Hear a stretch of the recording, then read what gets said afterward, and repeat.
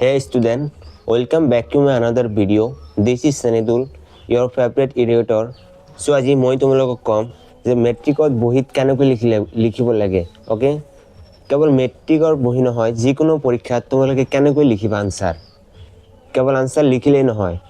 যদি তোমালোকে ভাল প্ৰেজেন্টেশনৰ হয় লিখা তেনেহলে পৰীক্ষাত তোমালোকে এনেই বহুত মাৰ্ক বেছি পাবা ওকে সো সাপোজ আনসাৰ লিখাৰ কাৰণে তোমালোকে answer to the question number 1 এনেকৈ লিখিবা নে 1 নং question আছে এনেকৈ লিখিবা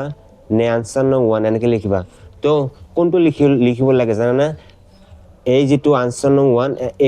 এইটো এনেকৈ লিখিব লাগে ওকে বুজিছা এনেকৈ লিখিলে তোমালোকৰ সময় বাছি বাৰু পৰীক্ষাত এনেকৈ লিখিলে তোমালোকক এক্সামিনাৰে ইমপ্ৰেস হৈ তোমালোকক এনেই বেছি মাৰ্ক বেছি দিব ওকে আৰু যদি তোমালোকে অসমীয়া পৰীক্ষা হয় তেনেহলে লিখিবা 1 নং প্রশ্নের উত্তর ওকে এনেকৈ লিখিবা ওকে সো আনসার নং 1 লিখি পেলাই সাপোজ আনসার নং 1 এর এ আছে এ আনসার লিখি যাবা সাপোজ বি আছে বি আনসার লিখি যাবা হল তারপাছত সাপোজ 2 নম্বৰ কোশ্চেন আছে 2 নম্বৰ কোশ্চেন আছে লিখাৰ কাৰণে কি কৰিবা জানা না এই অলপ ইয়াত গ্যাপ দিবা ওকে ইয়াত নিলিখি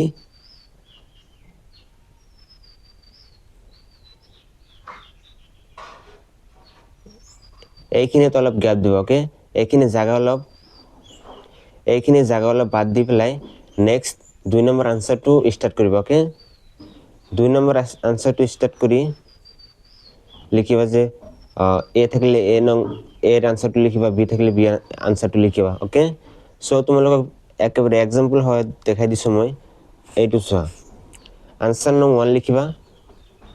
লিখাৰ পাছত এ থাকলে এ আনসার দি দিবা তারপাছত এইখিনি সময় জায়গা অলপ বাদ দিছো এই জায়গা অলপ বাদ দি পেলাই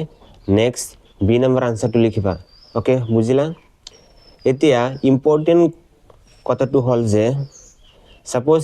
এইটো তোমালোকৰ পেজ ওকে সাপোজ এইটো তোমালোকৰ এটা পেজ ওকে সো এই পেজটো তোমালোকৰ আনসাৰটো কমপ্লিট হোৱা নাই এই বি নম্বৰ কোশ্চেনৰ আনসাৰটো সাপোজ কমপ্লিট হোৱা নাই তেনেহলে তোমালোকে নেক্সট পেজত যে আনসাৰটো লিখিবা তাৰ কাৰণে ইয়াত চোৱা তলত পিটিও লিখিবা ওকে পিটিও মানে প্লিজ টাৰ্ন ওভাৰ এনেকৈ লিখিলে তোমালোকক এক্সামিনাৰ ইমপ্ৰেস হৈ যাব আৰু এনে বেছি মাৰ্ক নাম্বাৰটো বঢ়াই দিব ওকে বুজিলা এনেকৈ পিটিও লিখি দিবা পিটিও লিখি পেলাই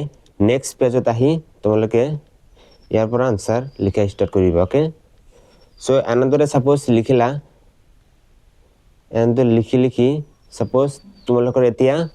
গোটেই কি কয় গোটেই কোশ্চেন আনসাৰ লিখা শেষ হল তাৰপিছত কি কৰিবা লিখা শেষ হল তাৰপিছত এনেকৈ এটা আজ দিবা ওকে এনেকৈ মই যি আজ দিছো এনেকৈ এটা আজ দি ইংলিশৰ পৰীক্ষা হলে লিখিবা দা ইণ্ড ওকে মানে সমাপ্ত আৰু যদি অসমীয়া পৰীক্ষা হয় তেনেহলে লিখিবা সমাপ্ত ওকে এনেকৈ লিখিলে তোমালোকক এক্সামিনাৰ বহুত মাৰ্ক বেছি দিব ওকে